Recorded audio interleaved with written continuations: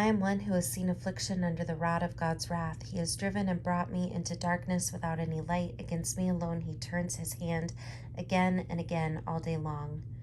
He has made my flesh and my skin waste away and broken my bones. He has besieged and enveloped me with bitterness and tribulation. He has made me sit in darkness like the dead of long ago. He has walled me about so that I cannot escape. He has put heavy chains on me. Though I call and cry for help, he shuts out my prayer.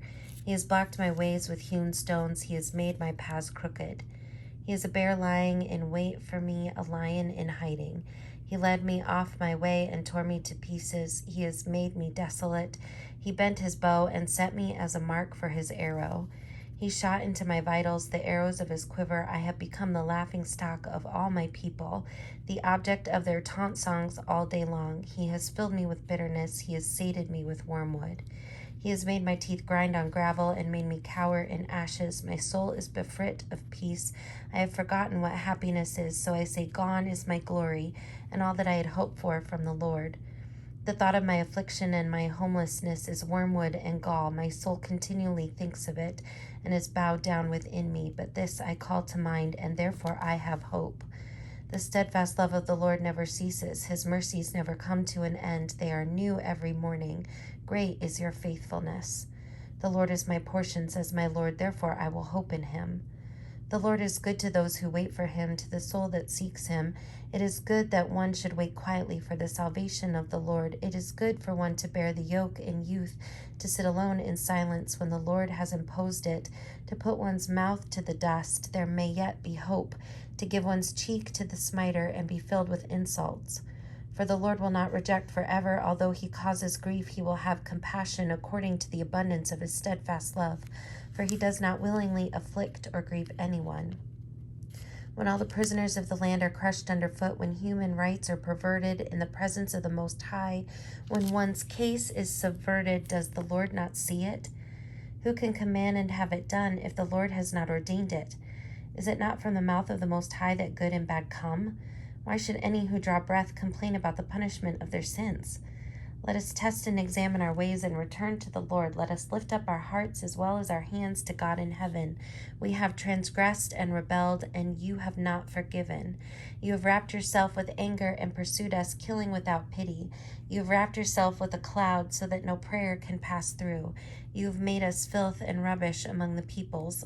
All our enemies have opened their mouths against us. Panic and pitfall have come upon us, devastation and destruction. My eyes flow with rivers of tears because of the destruction of my people. My eyes will flow without ceasing, without respite, until the Lord from heaven looks down and sees. My eyes cause me grief at the fate of all the young women in my city. Those who were my enemies without cause have hunted me like a bird. They flung me alive into a pit and hurled stones on me. Water closed over my head. I said, I am lost. I called on your name, O Lord, from the depths of the pit. You heard my plea. Do not close your ear to my cry for help, but give me relief. You came near when I called on you. You said, do not fear. You have taken up my cause, O Lord. You have redeemed my life. You have seen the wrong done to me, O Lord. Judge my cause. You have seen all their malice, all their plots against me. You have heard their taunts, O Lord, all their plots against me. The whispers and murmurs of my assailants are against me all day long. Whether they sit or rise, see, I am the object of their taunt songs. Pay them back for their deeds, O Lord, according to the work of their hands. Give them anguish of heart. Your curse be on them. Pursue them in anger and destroy them from under the Lord's heavens. How the gold has grown dim, how the pure gold is changed. The sacred stones lie scattered at the head of every street. The precious children of Zion, worth their weight in fine gold, how they are reckoned as earthen pots, the work of a potter's hands.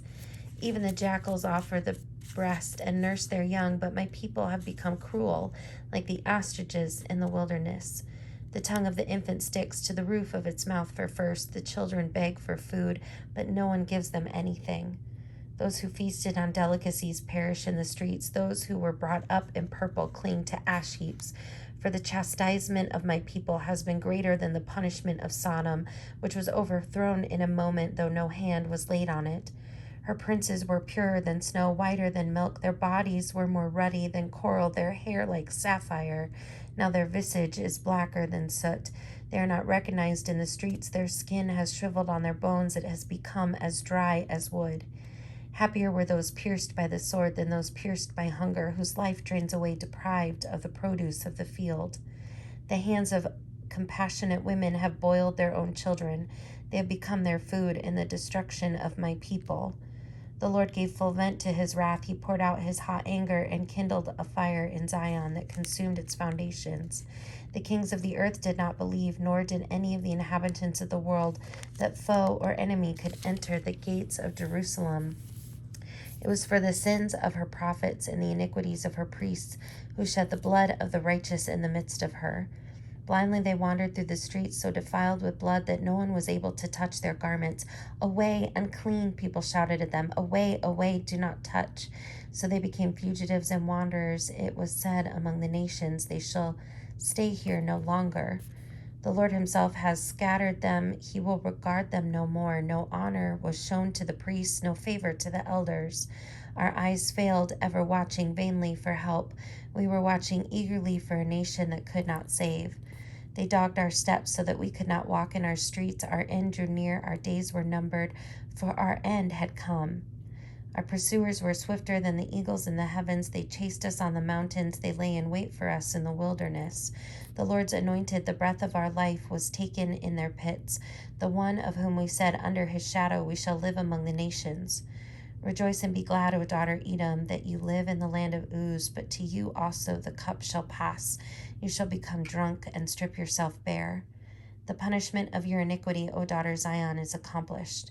He will keep you in exile no longer, but your iniquity, O daughter Edom, he will punish, he will uncover your sins. Remember, O Lord, what has befallen us. Look and see our disgrace. Our inheritance has been turned over to strangers, our homes to aliens. We become orphans, fatherless. Our mothers are like widows. We must pay for the water we drink. The wood we get must be bought. With a yoke on our necks, we are hard driven. We are weary. We are given no rest.